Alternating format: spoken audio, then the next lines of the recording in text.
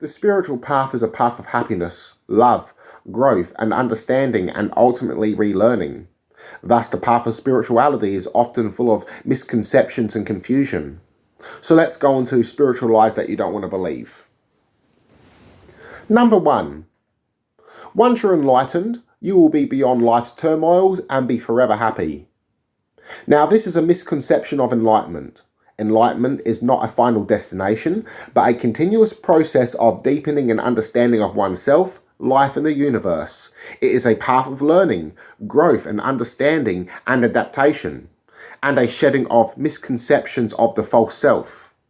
The experiences and insights gained along this path is constantly evolving as it's an evolving life journey. Now, the spiritual path will ultimately bring happiness and healing.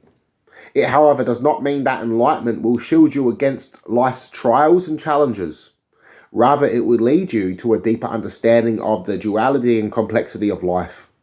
It will also lead you to higher states of empathy, which also means you will not only care for others, but you will also feel their distresses on a deeper level, which can also be taxing on oneself, which can be challenging and emotionally draining.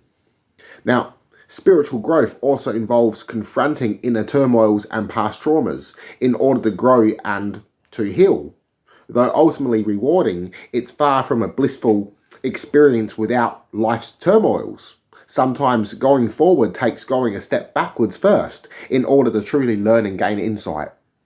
Number 2, you must abandon all of your earthly desires.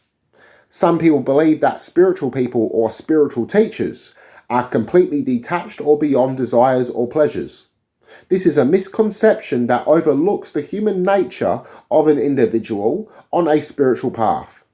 This is an unrealistic image created by religion that a spiritually awakened individual is entirely beyond human emotions and wants. Now, this takes away the beauty of humanity that is entwined with this physical experience. This can be appreciating nature's beauty, admiring someone's positive traits, enjoying food, enjoying someone else's company, achieving something, and forming meaningful relationships. Spirituality is about moderation with earthly desires and deepening the connection with the soul and nurturing your spiritual level of being. Number 3. Once you're spiritually enlightened, you will be materially wealthy. Now, this is a misconception, as being spiritually enlightened or being a spiritual teacher, living a spiritual lifestyle does not mean you will be rewarded by a lavish lifestyle full of money and material possessions.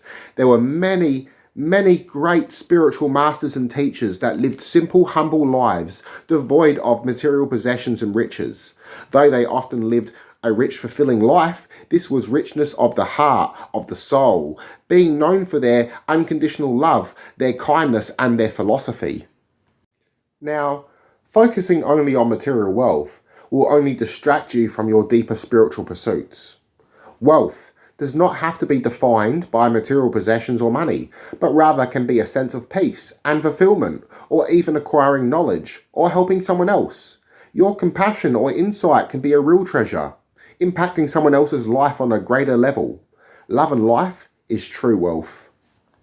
Number 4. Once you reach a certain level of enlightenment, you will have superpowers. Some people believe that you will gain supernatural abilities once you reach a certain level of enlightenment. These abilities can involve raising the dead, moving mountains, or even splitting the sea, like Moses did. This is a misconception of taking things literally out of religious books, thus taking away the powerful symbolic meanings of these stories that are meant to guide you on your spiritual growth. Moving mountains is symbolic for overcoming an obstacle in life, such as a negative emotion, thought, or circumstance.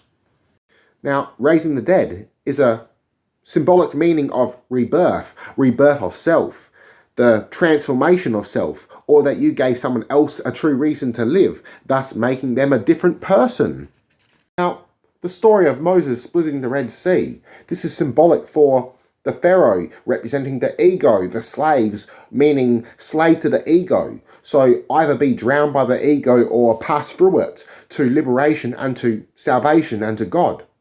The sea splitting represents duality of self. Now, your true superpower is the change to love, to forgive, to learn, and to improve, and to be aware.